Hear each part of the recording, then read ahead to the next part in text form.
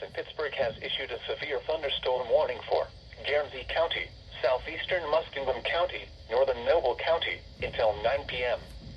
At 8:21 p.m., a severe thunderstorm was located near Pisville, or near Cambridge, moving east at 40 miles an hour.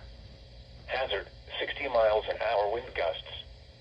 Source, radar indicated. Impact, expects damage to trees and power lines, resulting in some power outages. Locations impacted include Cambridge, Caldwell, New Concord, Pisville, Philo, Quaker City, Senecaville, Pleasant City, Cumberland, Lower City, Old Washington, and Summerfield.